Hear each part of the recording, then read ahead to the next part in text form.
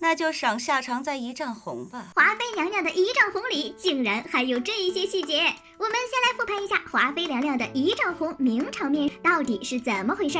甄嬛他们这几位新晋嫔妃在拜见过宜修之后就直接散会，虚情假意姐妹团正要回宫，谁知走到半路忽然跳出来一个夏冬春，而且人家一出现那就是奔着嘲笑别人来的。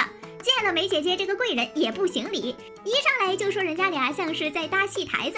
奉承完皇后，又开始巴结华妃，像搭戏台子似的左右逢源。这种直接的侮辱方式，上一次看到还是在上次。紧接着夏冬春就开始阴阳怪气儿，说甄嬛、梅姐姐他们俩人的赏赐多。两位姐姐让奴才们拿那么多赏赐，这宫里放得下吗？咱们梅姐姐呢，为了息事宁人，就打算送她点东西。毕竟对于有钱的嫔妃来说，能用钱解决的事情，那都不叫什么事儿。可夏冬春非但不领情，反而还想继续闹下去，就连一边的宋芝看了都忍不住吐槽他，就更别说被他那身衣服给狠狠气到的华妃娘娘了。甄嬛看夏冬春这么嚣张，上去就想和他对象，只是呀被梅姐姐拦下。眼看着场上的气氛越来越焦灼，安小鸟就即兴表演了一段捧杀。先是说你们家可真是太厉害啦，然后呢又为自己选秀那天的错表示了歉意。这个时候甄嬛看了他一眼，眼神里是震惊、不解以及愤怒。从这儿也能看得出来，甄嬛虽然和安小鸟姐妹相称，但实际上并没有多信任她。直到安小鸟夸夏冬春虎了吧唧的，她还一脸开心地说谢谢谢谢的时候，甄嬛才明白安小鸟这是在阴阳怪气儿呀。姐姐出身武家，必定文武双全，果真姐姐如此骁勇。我家家训向来如此。夏冬春反应过来要动手的时候，华妃身边的周宁海正好也刚刚赶到。这也不是咱们周公公走得慢哦，他那个走路速度呀，就是比较受限。夏冬春一看是华妃娘娘驾到，身上老阴阳人的气势那一下子就没有了，一秒变身为蠢笨的小鸡崽儿。咱们华妃娘娘一上来就说这风景呀都被夏冬春打扰了，偏偏这个罪魁祸首呢，在狡辩的时候说自己是训诫安小鸟。好嘛，人家协理六宫是后宫最受宠的女人，在她面前提训诫，你倒不如说是自己一时情急呀。果不其然，华妃以此作为切入点，开始教训夏冬春，还说枫叶不够红什么的。今年的枫叶好像不够红啊。紧接着呢，宋芝就提议用鲜血染红枫叶，华妃呢，就顺势赏了一丈红。一边周宁海还负责科普相关知识呢，这主仆三人可真是一套一套的，相互配合着演了好大一出戏呀。解决完夏冬春之后，还只给甄嬛三个人很轻的处罚。华妃搞一出戏出来呢，其实并不只是为了处理夏冬春，还是为了震慑一边的虚假姐妹团，不然呀，周宁海就不需要把受刑的细节都描述的那么清楚了。旁边的安小鸟直接吓得瘫坐在地上。况且夏冬春本身犯的错误，并不至于让他受这么大的刑罚。华妃这除了打压宜修气焰之外呢，就是为了震慑他们三个。福子之死没那么简单。宜修在选秀之前，曾经把自己宫里新来的福子赐给了华妃，没过几天呀，这福子就被他想办法处理掉了。当时周宁海很明显是把他扔到了一口井里。好巧不巧，就在夏冬春被赐仪仗红的这天，福子飘了起来。又好巧不巧，被路过的甄嬛看到。没过多久，江枫海就来向宜修禀报着夏冬春和福子的事情。当时宜修对于夏冬春那是一脸的无所谓呀，本来这就是一个他扶起来的出头鸟而已。相比之下，还是福子的事儿更有分量一些。这要是整好了，说不准能揪住华妃的小尾巴呢。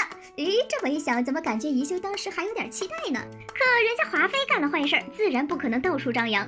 江枫海到了翊坤宫，刚站定，还没来得及说话呢，这边华妃就先发制人，张嘴就说这福子脾气太大了，看来咱们娘娘就是喜欢占据主动位置呀。江枫海不知道怎么回答，只能说您说笑呢。结果华妃还真就开始说笑了，就差没说宜修针对自己了。难道福子是仗着背后有皇后撑腰，故意给本宫脸色瞧？江枫海只能说这人呐，他现在已经没了。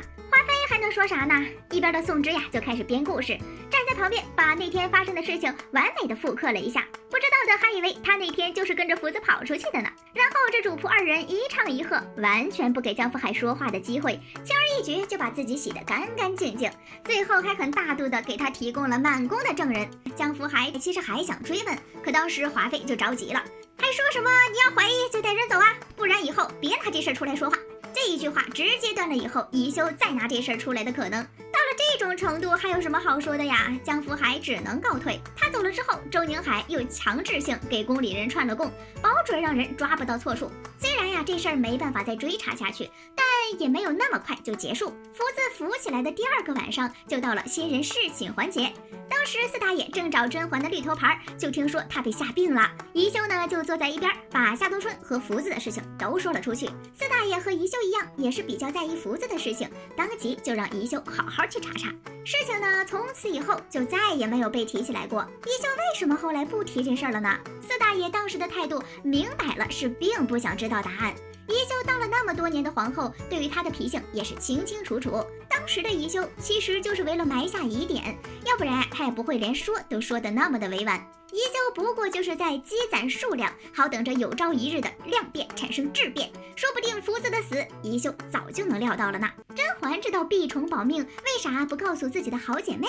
甄嬛在亲眼见证过夏冬春被赐1丈红以及扶起来的福子之后，整个人就开始在宫里犯愁，不知道该怎么办才好啊。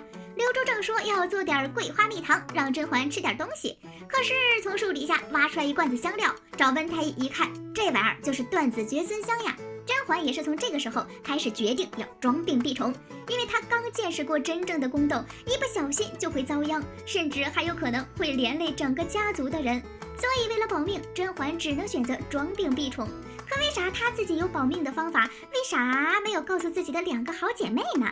首先从宏观上来看，甄嬛自己才是那个最危险的人。她自己也知道自己和梅姐姐还没获宠就已经树敌不少了，但不可能每个人的宫里都会埋着麝香。甄嬛这是事情到了自己身上了，所以才知道害怕。